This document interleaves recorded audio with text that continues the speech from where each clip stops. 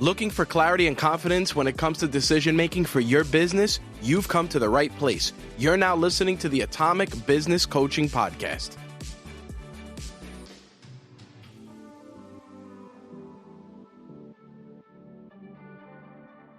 I am Adam. And I'm Tom. And together we are Atomic Business Coaching, where our stories are your solutions. Still love it, man. It's great. It's still good. It sounds awesome. Doesn't need to change at the moment. No, it does not. But a lot of things do need to change. Yes. And we are going through a season of change. We're in the fall of 2022, in case you're listening to this in the future. Hopefully you are. But it's a season of change. I know you deal a lot with change. And in business, we are dealing with a lot of change. A lot of the reports are coming out right now with inflation, and business owners are having an extremely tough time. So that's one of the major reasons we started this business, correct? Mm-hmm. Absolutely. To help people get out of that way and get off to a good start for 2023. Yeah. And most of our clients will be and have been people that want to make a change, people that are either in the middle of a transition or people that have always thought can make this change and just don't know how yet. And that's really who we can focus on, is helping people to change. So I thought this would be a great opportunity for us to just kind of riff on change and things we've dealt with and people we've helped change and changes that so many are looking to make. So yeah, let's take it from there.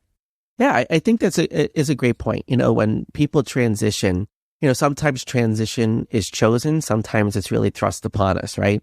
We don't always choose when we have to change. And sometimes there are external factors that lead us to make changes so that we can adapt and we can continue to be successful.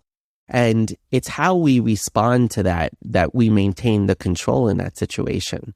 And not every transition is easy. In fact, a lot of transitions are hard.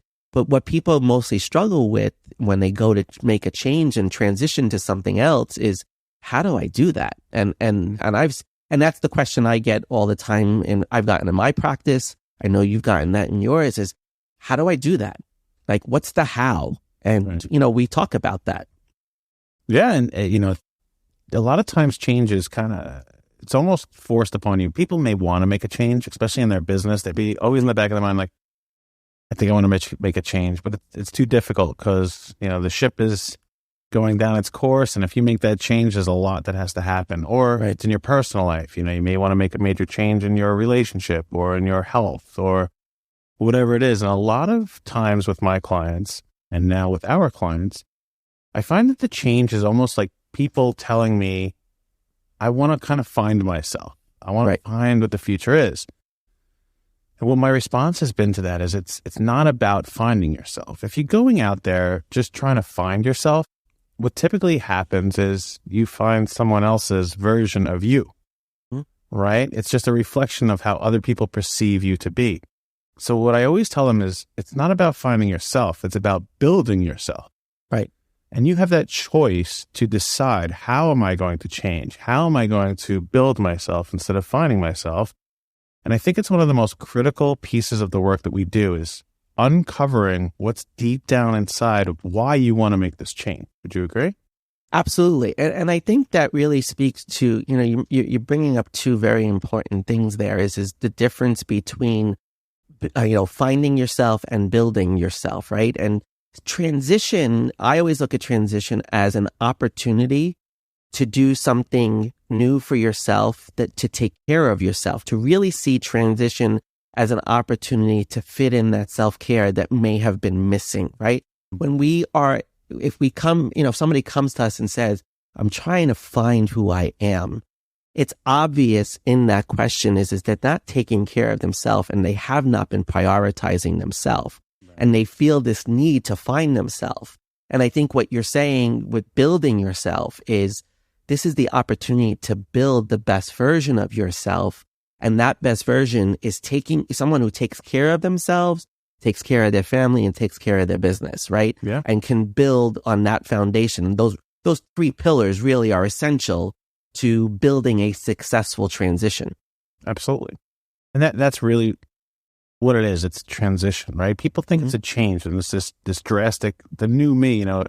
My birthday is January 1st, so New Year's baby, and everyone's always, New Year, new me, and it's not about that. It's about transitioning. It's about evolving. It's about becoming a better you, and that's what I mean by when you build yourself, right? You can't escape who you are, right? You can build upon that. You can try to put your head in the sand and not deal with who you are, but you are who you are. And usually the person that you are is kind of amazing if you understand who you are. Right.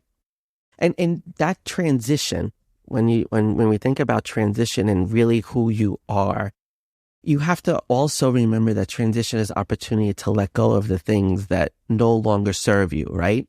It was funny, this morning I was on the Peloton and he said, have a funeral for all the things you have to let go of. And I was like, whoa, that is so cool. Like, have a funeral for the things that you have to let go of. And, we talk about transitions, and there's all types of transitions, but using, bringing the word funeral, it's just the loss, right? Whatever that loss is that maybe you're going through, or whatever it is, whether it's the death of someone or the loss of a job, and now you want to transition to your own business, you want to do your own thing. Just remember that as you build the new you, part of building you new is renovating you. It's stripping away the old stuff that doesn't work for you anymore. It's having a funeral for those things. That's right. Even, you and I are both part of a mastermind, which is called Project 2740. And we asked a question in that mastermind last week of, have you committed homicide yet? And right. The room shut off. It was like, what? What did he just say? And it was about killing the old way of doing things, right? Correct. And what that basically means is that the way you can change is by stopping doing things that you used to do and start doing them in a new way. Right. But the person doing them isn't different. It's just the way that you're doing things. Yep. And the thing is with change is you have to have this like intrinsic motivation to really have like a desire, right? You have to have a desire to change. Otherwise, it cannot take place. Well, I always say that change really has to come from a sense of urgency, right? There has to be a sense of urgency created to get to that change, right? To motivate you to that change.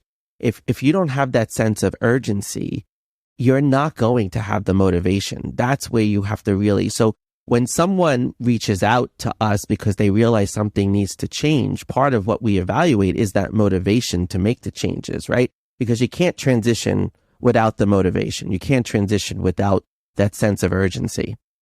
Right. And the key to that is, where is that urgency coming from? Was it thrust upon you, or have you chosen to make that change? And it's really about being more proactive than being reactive. And what we do in our work is try to get ahead of all the things that you may want to change so we can make proactive decisions on saying, this is why I would change it. Because a lot of times you want to change something. We had one of our clients today. Unfortunately, they're going to have to terminate one of their employees. And this is a business owner it's like employee number 3. And they already have to fire them. And they've only been in business a few years. They haven't gone through this before. And they're going to terminate somebody. And I'm hoping to have a conversation with them in the very near future about what's the reason you're going to terminate. Now, if it was egregious and they did something against either company policy or destroyed the reputation, I would kind of understand that. But I'm hoping that, number one, they don't let him go right away. I'm hoping that they have a conversation with Tom and I to understand, like, what is your perception on why you have to terminate this person? Because the change might not be you need to change the person who's working for you. It may need to be you need to change the expectations you have upon them. So I do not know yet, are they realistic or unrealistic expectations? We've just finally gotten this person who's worked with Tom and I for quite some time to move into hiring staff and trusting that process, and immediately there's a regression. So that's something that might have been just put upon him because he hasn't yet been or hasn't yet had the opportunity to discuss how to deal with that. And these are the things that hopefully all business owners are doing, but the problem is they come up all the time. All these new changes come up. Right. And you're highlighting a very important point about reaction versus proaction, right? And being reactive versus being proactive. And I think one of the things that why people don't like change is because they are often making change as a reaction, right? And it may not be planned, and it may be spur of the moment where they're forced and thrust into this change. But what we should be cognizant of in that transition is, what are the ways to be proactive if something like this happens again? What happens if another change is thrust upon us? How do we manage through that in more of a proactive approach than a reactive approach? Like you just said, maybe you're not going to be able to change the employee that is working for you, but you have to change the expectations. And part of making changes is to reevaluate. Here comes evaluation, right? You have to evaluate, do the current expectations work? Does the current boundaries work? Do all of those things, are the current values that you possess as an individual and what you have for your business, are those still all in alignment as you move through this transition? Because most likely that has changed as well, right? It's not just one thing that causes the change. It's a sequence of events that's going to cause a change. My friend is a pilot, and he always says there's 13 things at a minimum that happen before a plane crashes. And that's the same thing we have to look at when you're thrust into change is what are all the things that led up to that change that now we have to evaluate as we move forward and see that this is really a great opportunity to do better, to be better, to have a better outcome in the future. Yeah. And it's really about the environment that you're in, and you are a product of your environment. You are a product of what you used to do, how you used to be. So as you deal with new things that you want to change, a lot of the old things that you dealt with and changes you made in the past will conjure up, oh my gosh, I have to change this again. So it's good to reevaluate it and figure out, is this really something I need to change? Right. And that's the highlight of the work that Tom and I do are asking the questions that you haven't yet asked yourself. Right. So we go through a process, which is called 5WH, to make sure that we're pulling out everything that's deep down inside of your subconscious, inside of your heart, inside of your soul. You've always wanted to get it out there, but you didn't know how to. And that's kind of the magic of being a business coach and Tom being a life coach, is we get to look at everything from each perspective to really pull those things out and have you give us the answers that you never even knew you could answer because you didn't know the question yet. Right. And we try to make that whole transition process that much easier for you, right? By asking those deeper questions, and what direction you want your business to go. Why do you want that? And figuring out all of the process. There's a lot of emotion that will come up that, right? Okay. Change evokes this huge emotional component, and that could become a major distraction if not handled in the right way. And that's where you and I are really pivotal, working as partners, that I'll handle the emotional pieces, you'll handle the business pieces, and together the person can go through that transition, not necessarily easier, but much more smoothly, with much more direction and support and guidance than if they tried to figure it out all on their own, especially if they don't know how. You hit it right, a nail on the head there. It's the direction, support, and guidance, right? So this is Atomic Business Coaching. It's coaching, right? I'm sure many of you who are watching or listening have had a coach at one point in time. It might have been Little League, could have been in college, you played a sport, or whatever it may have been. You probably had a coach. The coach didn't do the work for you. They made observations to tell you what you were doing that was extremely good. Like, wow, this is really good. Continue to do this and master this. And what's not going so well, and how can we improve it?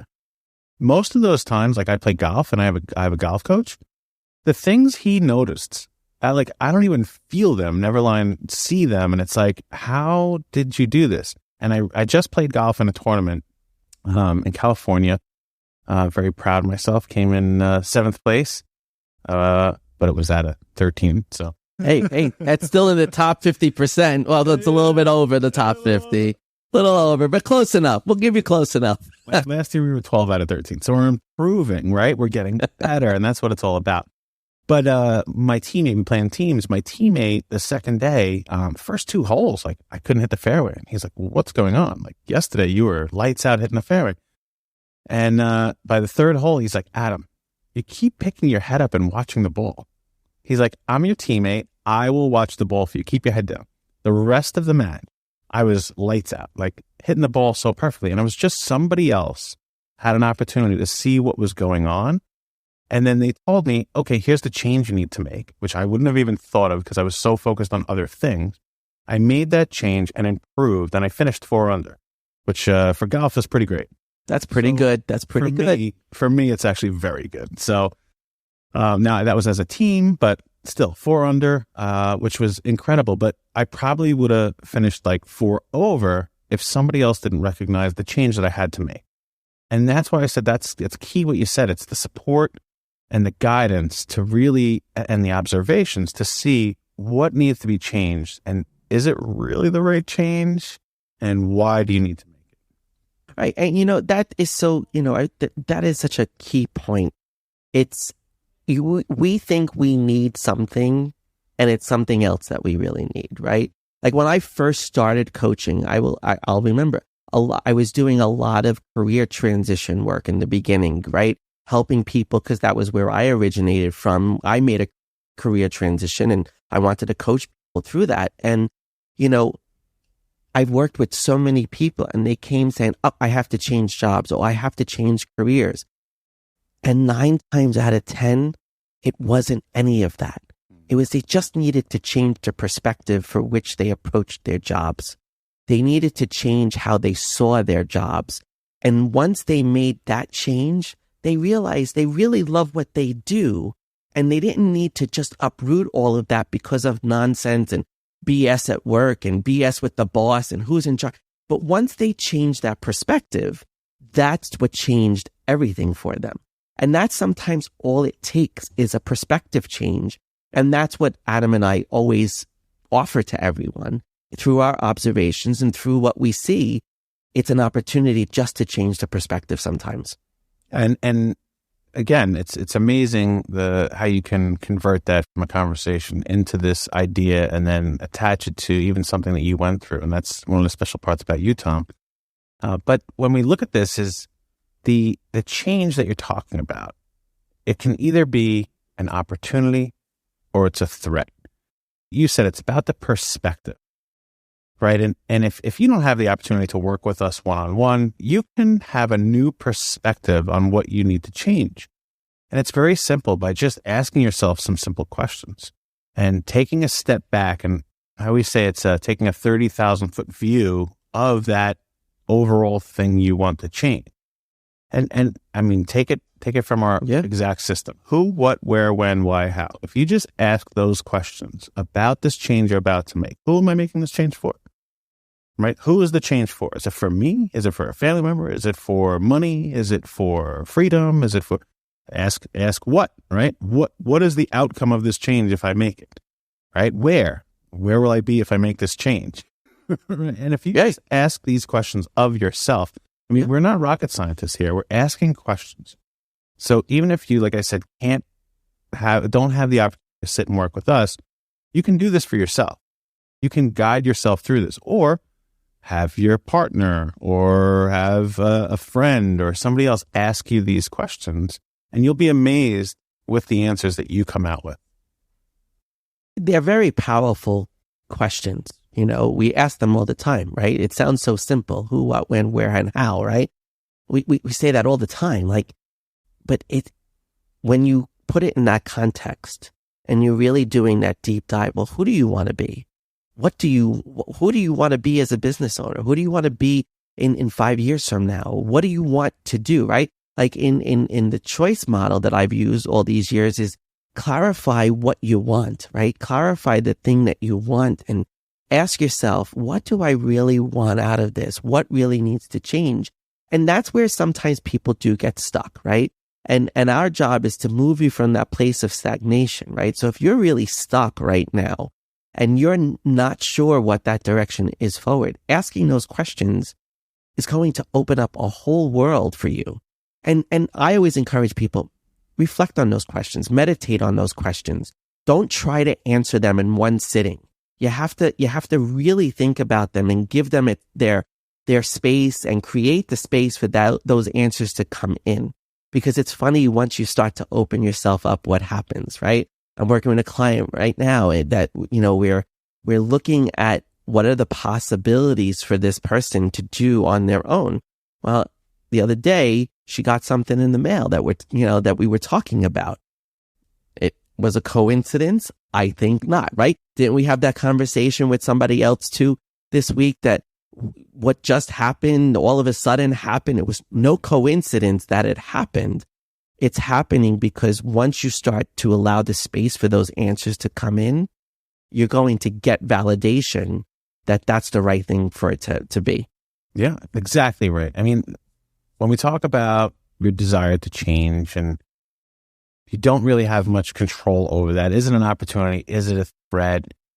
What we really do, and what you can do for yourself by asking these questions, is very, very simple. Is you'll generate an awareness, right? It's an awareness of, why do I need to make this change, right? Whether or not it's in your control to make that change is a whole other story. But it's the awareness that you gain from asking the questions to understand, where is the path forward? Why is that happening? Who is it for? How am I going to do it if I'm going to do it? It's quite simple, and it's just bringing an awareness to the situation of, is this truly a proactive, a reactive change, an opportunity, or a threat? Absolutely. Great SWOT analysis. There you go, pal. That's what it is. That's the opportunity for. Yeah. So, hey man, this has been another good podcast. Another good one, man. Another good one. Yeah, covered a lot there. Fun. Yeah. So we'll keep doing it. You think? Absolutely. I love this. Listen, we sit down, we get it done, man. It gets done, and we have fun. I like it, man. And we don't come with a script or anything else. We just have a good time talking about things that we're really trying to help people with. So hopefully you join us in the future. If you like this, ask you very kindly, share it with somebody else you think this could be of value to. And we'll see you soon. Okay. Take it easy.